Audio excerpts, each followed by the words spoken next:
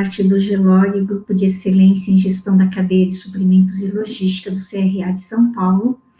O Grupo GELOG ele é composto por profissionais e acadêmicos da área de logística e supply chain, que de forma voluntária trabalha no desenvolvimento de estudos e ações para disseminar o conhecimento por meio de palestras, lives, webinars, artigos e eventos de networking. Se você tem interesse em participar do grupo, pedimos que envie o seu currículo para o e-mail centro.conhecimento@crasp.gov.br. Para ser aceito como membro voluntário, precisa comprovar sua experiência na gestão das áreas de logística e supply chain, ou ainda ser acadêmico ministrando aulas em cursos superiores ou de especialização, ok? Bom, agora falando um pouco sobre nosso convidado de hoje, apresento o senhor Roldo Góes Júnior. Roldo, ele é engenheiro mecânico pela USP, MBA pelo IBMEC São Paulo e professor visitante de MBA do IBMEC ESPM e Sustentário. Consultor empresarial há 25 anos, com experiência no desenvolvimento e direção de negócios e empresas líderes do mercado nacional e global. Sólida carreira profissional, desenvolveu funções como diretor-geral de operações, de manufatura, supply chain, logística e distribuição, tecnologia da informação e de desenvolvimento de negócios. Roldo, em nome do CRA São Paulo e do Grupo GELOG, agradecemos por você ter aceito o nosso convite e vir hoje palestrar sobre esse assunto muito importante, humanização do trabalho na logística. Te passo a palavra. Obrigada. Bom dia a todos, é uma honra estar participando desse evento. Eu, embora seja engenheiro de formação, migrei rapidamente para a administração de negócios em todos os aspectos que são envolvidos na administração. Então, eu não me sinto aqui um estranho no ninho e eu agradeço a acolhida dos profissionais do CRA, os profissionais de administração, porque nossas carreiras, numa determinada altura, acabam se fundindo. O tema é muito interessante e eu gostaria de falar sobre ele à luz da minha própria experiência fazendo gestão de negócios, fazendo gestão de pessoas, particularmente na gestão da logística. A logística é um segmento fascinante, é um segmento de paixão, onde fazer as coisas acontecerem é um empenho que chega a ser quase pessoal. Então, falando do humano na logística, ele é intrínseco, ele é visceral, não é? Então, eu peço a todos que aceitem o que eu vou falar aqui como a minha proposição decorrente da minha observação prática, né? Os livros que eu escrevi também são gerados na observação prática. Então, eu não sou um palestrante profissional, eu sou mais um gestor. Minha experiência em falar nessas plataformas é mais ligada às reuniões virtuais, né? Então, agradeço a tolerância se eu não conseguir dar a fluência que vocês estão acostumados. E tenho aqui uma colinha também, que vai me ajudar a falar as coisas certas, né? Então, uma das coisas aqui, o tema proposto, de modo geral, humanização no trabalho da logística, e uma pergunta que foi colocada é que, com toda essa automação que vem sendo feita, se o elemento humano ainda vai continuar importante na logística, né? Se a gente olhar o passado histórico, acho que desde a era pré-histórica e etc., há uma evolução humana, há uma migração humana de atividades para outras atividades. Por exemplo, um dia inventaram a roda, e isso não eliminou o elemento humano, ele passou a utilizar a roda. Então, a roda poderia ser vista como uma das primeiras coisas de automação que foram inventadas, né? Então, de lá para cá, não mudou muito. Se a gente lê sobre eras medievais, se a gente vê filmes sobre eras medievais, a gente enxerga o comportamento humano praticamente igual, e na logística não é diferente, né. Já existe um conceito na logística, como existe em outras áreas, muitas áreas, particularmente as de serviços, que as avós falavam, né: "Gente demais atrapalha". Então, menos pessoas tendem a fazer melhor. Por que isso? Porque, as pessoas têm eu chamo isso de 200 milhas, têm uma banda de expansão de atividades, de percepção, de habilidades, que se elas têm o espaço, elas exercitam. Quando a gente põe gente demais, o espaço diminui, e as pessoas não têm a chance de exercitar essa capacidade de expansão. Então, vários projetos que a gente já fez em logística, foi com a redução do número de pessoas que a gente conseguiu chegar ao melhor desempenho, né. São cases que, para quem quiser contatar posteriormente, eu consigo relatar, alguns foram publicados, outros estão nos meus livros, tá. Mas, então, a automação, ela não vem como uma novidade nesse sentido. Então, no quadro geral, é assim, sempre houve esse tipo de pressão para melhorar os processos e de migração das pessoas para outras áreas, né. Então, em resposta, se o elemento humano é importante, sim. Aliás, mais do que importante, é essencial, né. Por quê? Porque a automação permite que o ser humano migre para o uso de um valor, inestimável, que é a inteligência humana. A inteligência humana que a gente é dotado, mas que a gente muitas vezes não usa. O pessoal fala na prática, né, usa a inteligência e tal. Isso é verdade, às vezes a gente fica repetindo os mesmos pensamentos de um dia no outro, e no outro, e no outro, e não usa a inteligência para reciclar aquilo, para renovar o pensamento, né. Outro conceito que para mim foi verdade na minha carreira, é que no início da carreira, olhando o pessoal de produção, de operação, eu não tinha o feeling de que ali existia inteligência. Meu feeling é, eles estão ali para executar, como naquele filme do Charlie Chaplin, Tempos Modernos, né. Eu só via gente executando, eu ficava ali planejando as operações, fazendo os roteiros e tal, e via gente executando, e não tinha aquele sentimento humano de que eram pessoas que estavam ali, né.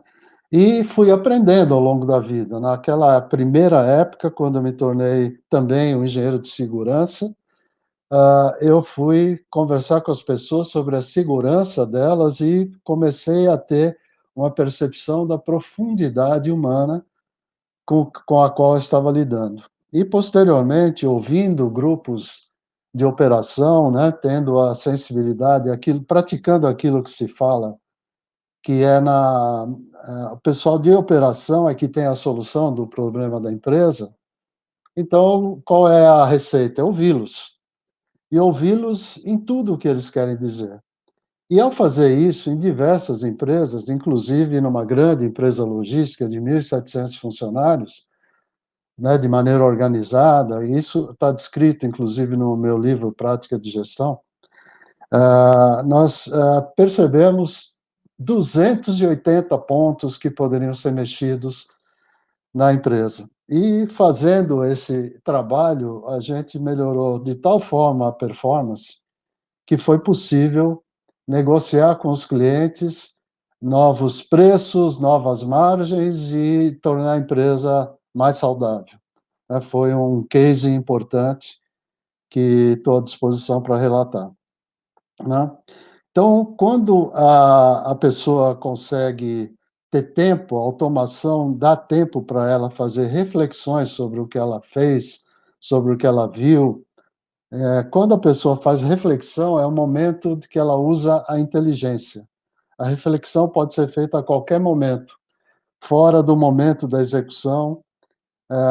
Os lugares clássicos de reflexão podem ser quando a pessoa está comendo, quando a pessoa está tomando banho, quando ela não está fazendo aquela operação. E a automação permite que a pessoa dê uma parada ou confie nos sistemas ou nos equipamentos e faça reflexões. Qualquer pessoa, particularmente os de operação, quando faz a reflexão, encontra novos caminhos, novos meios, novas possibilidades, né? Num cenário bem amplo, a transformação é criada por humanos, transformação digital que está ocorrendo, para humanos, né? E ela é controlada por humanos. Na logística, por exemplo, robôs colaborativos precisam de programação e controle. Eles não são autônomos.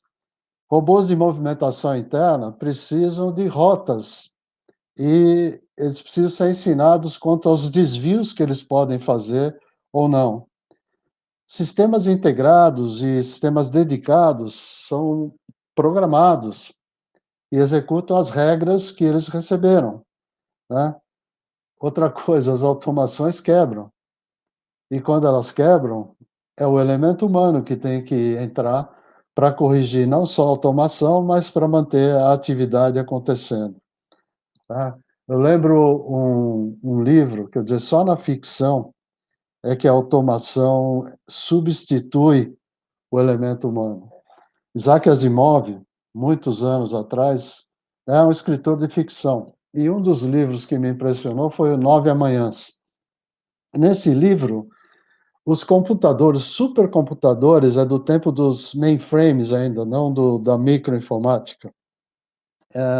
Eles evoluem de tal forma que, em algum momento, no final do livro, uma das supermáquinas, depois de uma grande destruição universal, e aí eu estou falando do universo, não só do planeta, diz a frase: faça-se a luz, que é uma frase que a gente atribui à criação, não é?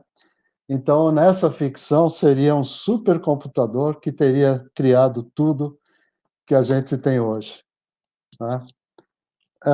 Na gestão de pessoas que a gente faz, a gente aplica psicologia, né? Então, não sou um profissional de psicologia, não posso falar como psicólogo, mas nas minhas observações práticas, e já escrevi sobre isso, artigos em jornais, em revistas, o ser humano busca sempre a felicidade, né? Isso tem até uma conexão com a palestra anterior que eu estava assistindo.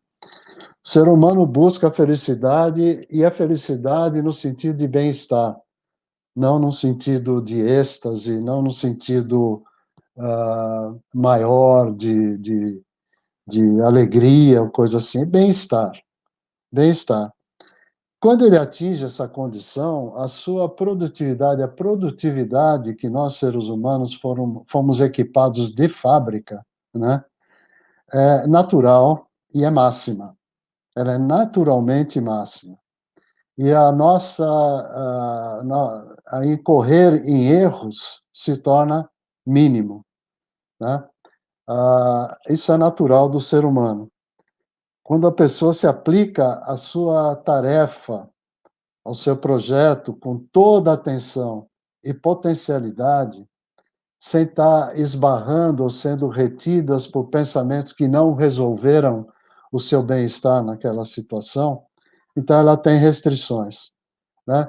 Nós tivemos, quando eu falo de felicidade, eu dou um exemplo numa empresa que eu fazia gestão, tínhamos na produção 400 mulheres e havia problemas de produtividade e, em princípio, se tomava como é assim mesmo, o ambiente de fábrica é assim, ninguém quer saber, todo mundo quer resolver a sua própria vida, não a vida da fábrica, e vamos inventar dispositivos, vamos inventar coisas que aumentem a produtividade. E aí, ouvindo essas pessoas de maneira humilde, de maneira direta, a gente percebeu que elas tinham algumas necessidades que não estavam sendo atendidas. E eu dou exemplo de uma simples, muito simples, que é a empresa avisar com alguma antecedência razoável, se ia compensar feriado, ponte de feriado ou não.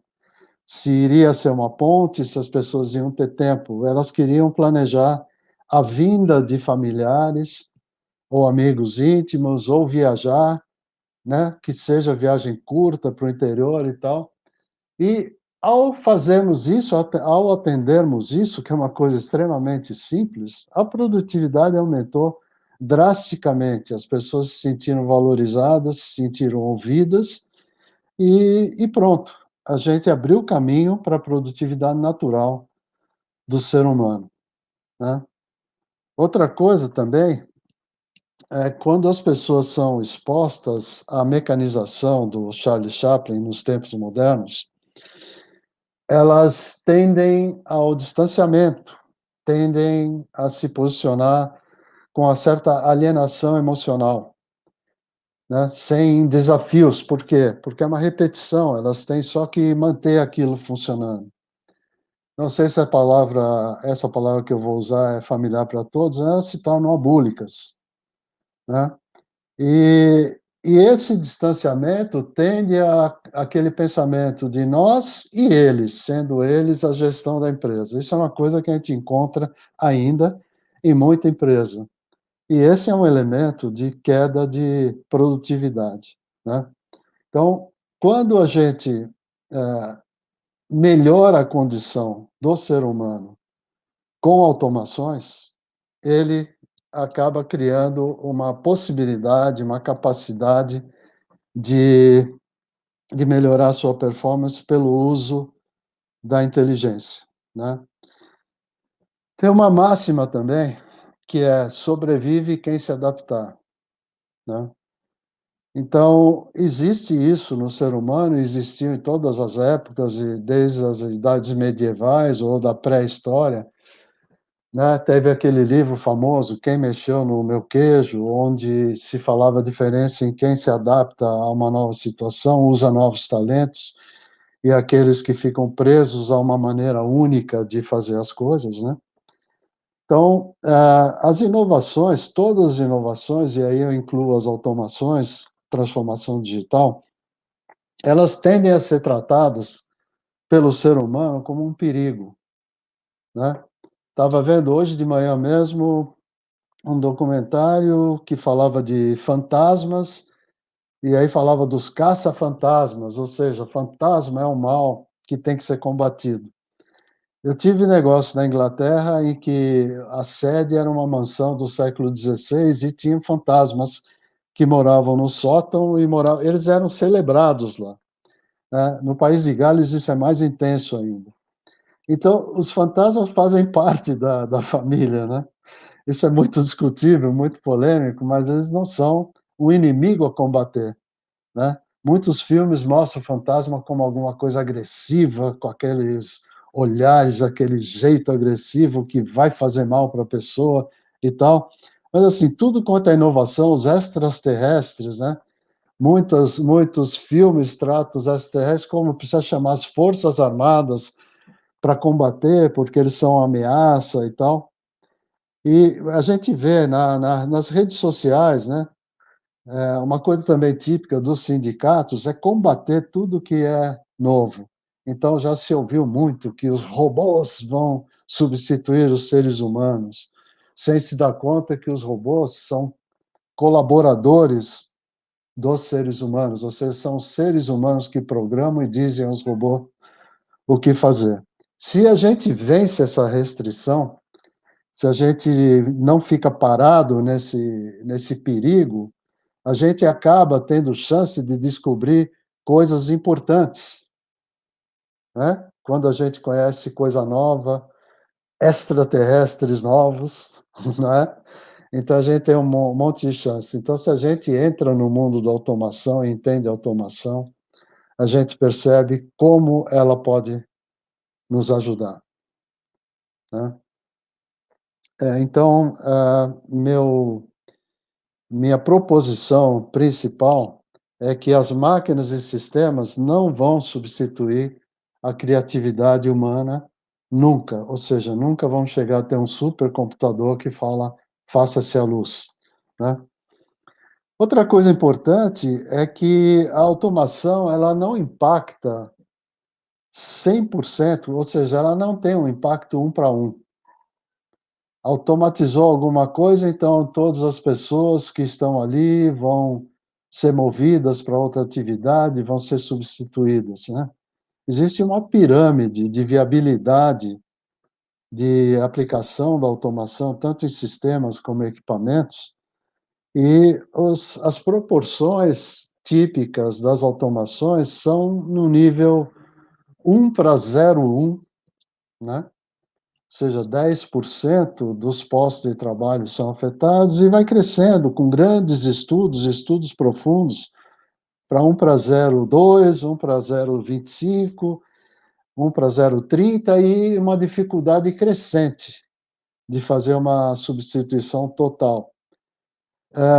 Primeiro é que a viabilidade financeira das automações é limitada, então sempre vai haver uma base enorme, estendida da pirâmide, em que as empresas vão ter que usar os processos antigos. Então as pessoas que não se adaptam ou não evoluem para controlar a automação, fazer parte dela, essas pessoas migram para esse novo núcleo da pirâmide, onde a automação ainda não chegou na mesma proporção. Então, a grosso modo, né, na sociedade humana, se a gente olha só uma empresa, pode ser que uma automação diminua as pessoas. Muitas vezes, os gestores mais sensíveis usam essas pessoas no novo trabalho, ao invés de contratar, então existe, sim, uma restrição que a automação provoca, mas o mercado cuida de fazer essa migração e isso acontece ao longo do tempo, né.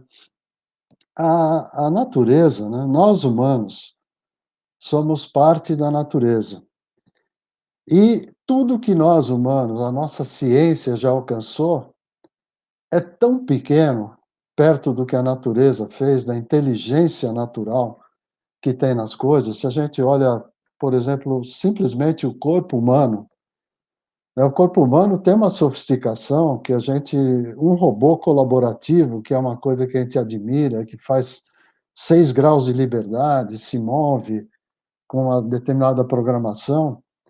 Imagina isso comparado com o ser humano que pensa, fala, se move, né, move os olhos, move os pés, as mãos, o corpo como um todo, no mesmo momento. Então, você imagina a automação chegar nesse ponto. Não, por isso nunca vai substituir o elemento humano, é sempre fundamental, né.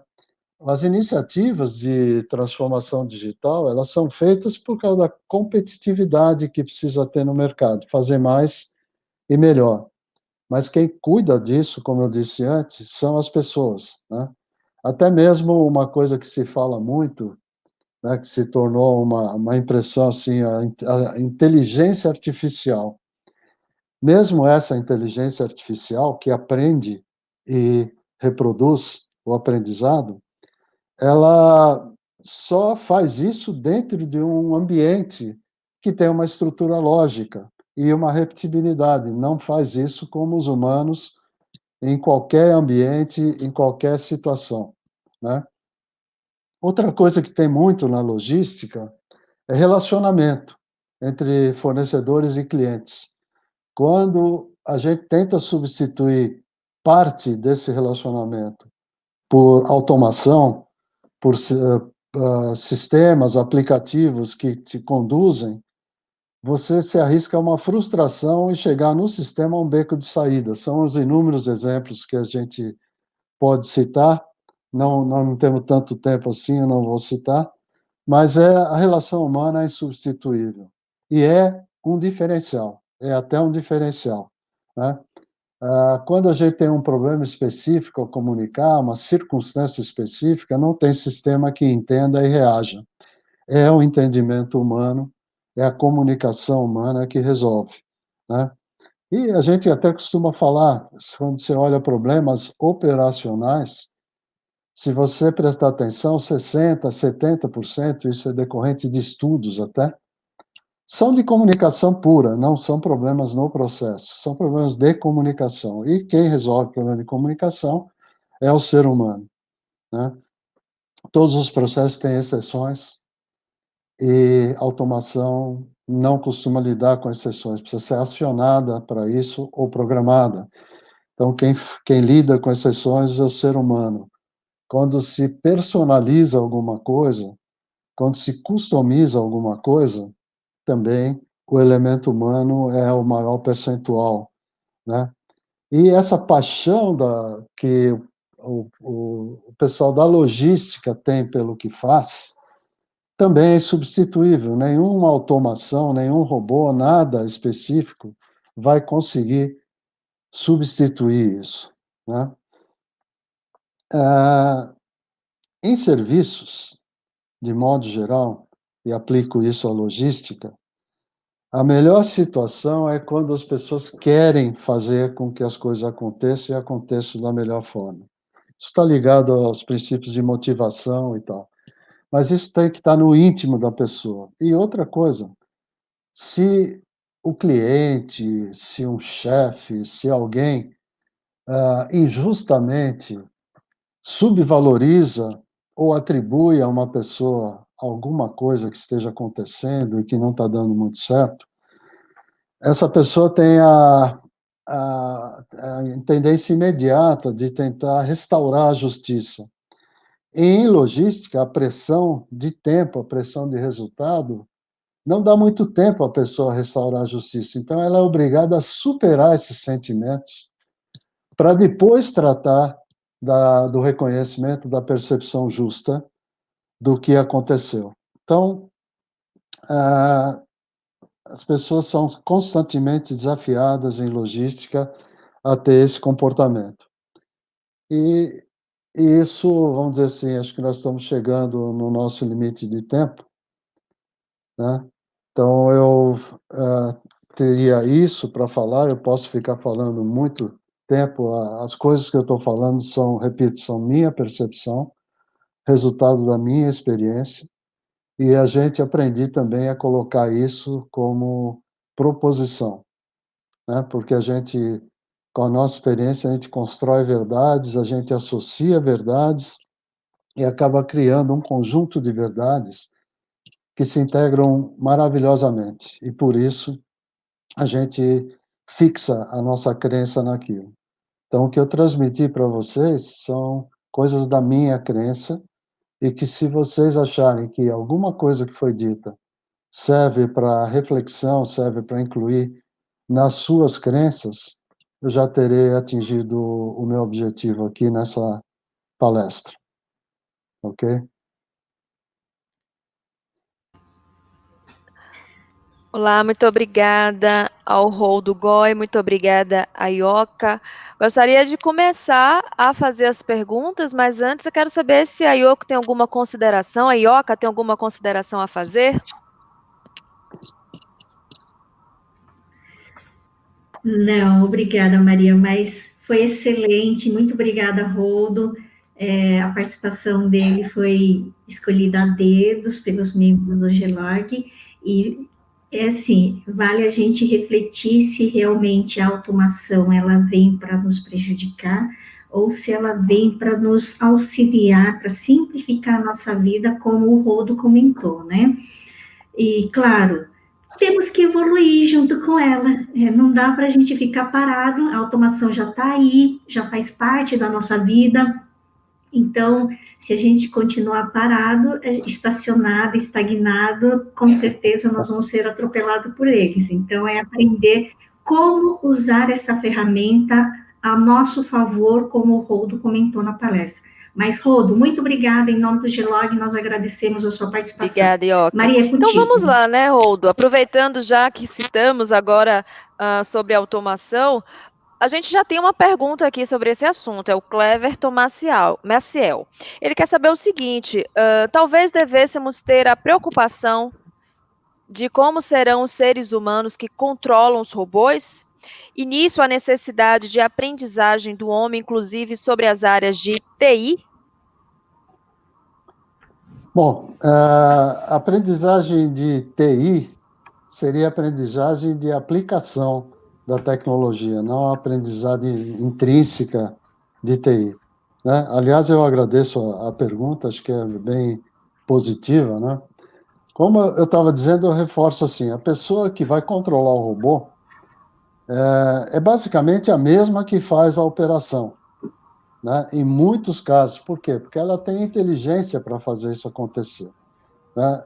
Existe uma seletividade, não é uma coisa genérica, qualquer pessoa que faz uma operação vai controlar um robô, mas a TI, o pessoal da automação vai dar os meios para que esse usuário saiba utilizar a tecnologia.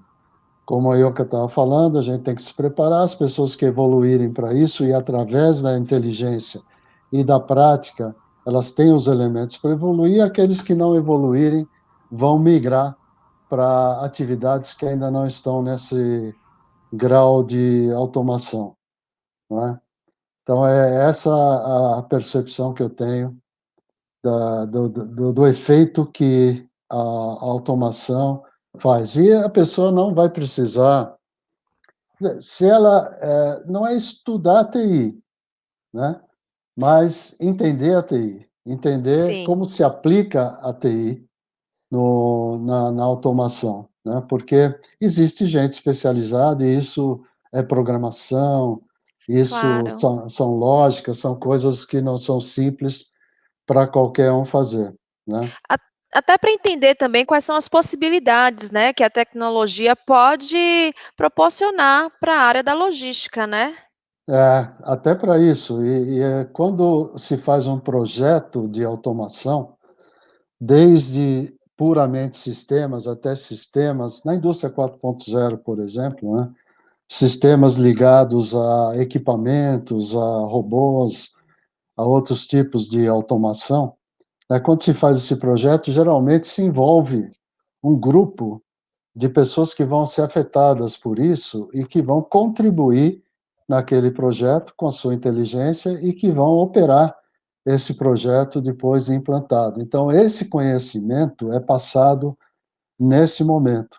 Mas acho bastante providencial também que conceitos de tecnologia, de automação, sejam inclusos nos currículos dos cursos acadêmicos e que também sejam objeto de cursos especializantes, alguma coisa que a pessoa possa fazer num tempo paralelo ao seu trabalho que entenda mais profundamente, certo? Não sei se respondi a pergunta, mas Eu acredito que sim, eu acredito que sim. Bom, Roldo, a gente está falando de humanização, do trabalho na logística. A gente sabe que, os modais de transportes no Brasil, se a gente for levar em consideração o dia a dia do trabalhador, o trânsito de cargas pelas estradas, isso tudo também impacta, né? A gente está pegando só um pequeno trecho desse complexo que é a logística.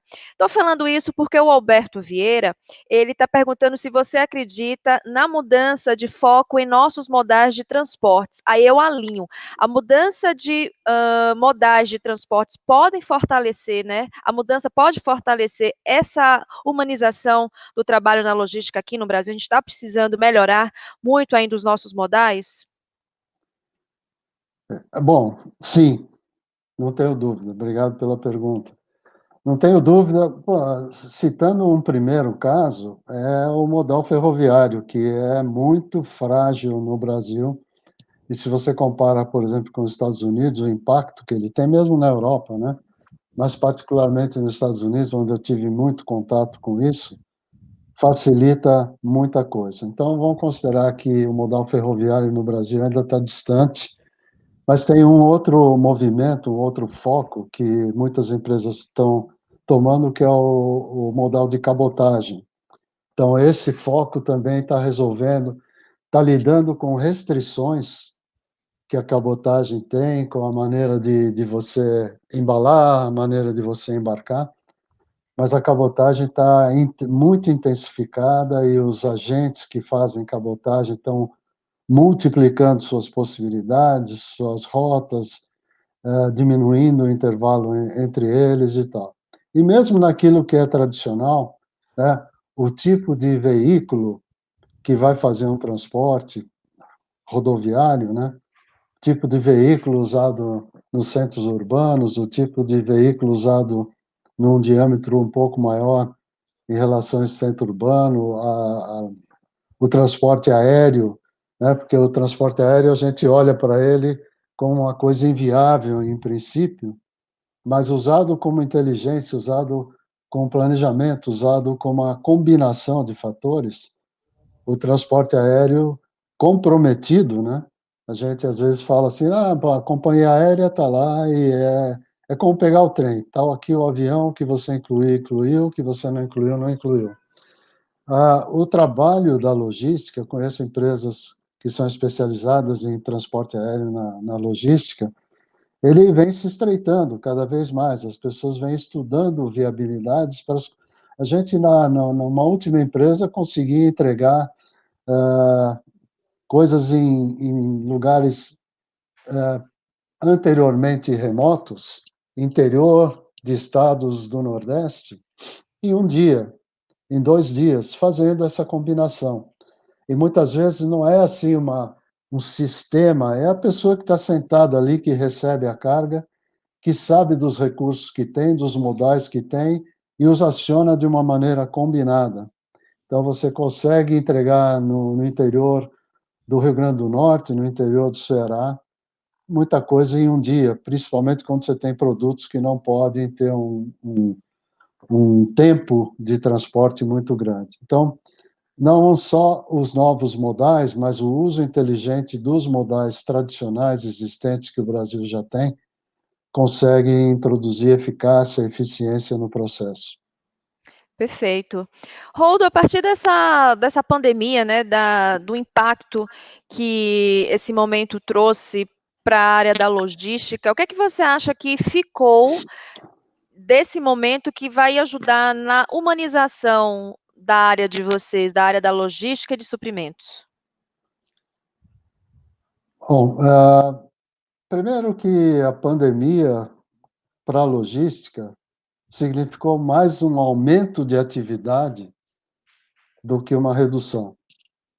Esse aumento é mais notável, mais perceptível no e-commerce, na entrega porta a porta, mas ele aconteceu também na distribuição, porque, como acontece em toda a crise, houve uma corrida inicial, um risco de desabastecimento que eu não cheguei a ver isso acontecer aqui, mas que aconteceu, por exemplo, nos Estados Unidos. Em vários estados aconteceu um risco, aconteceu um desabastecimento, aconteceu aquela história de atravessadores entrarem para comprar produtos pelo preço normal e oferecer pelo dobro do preço.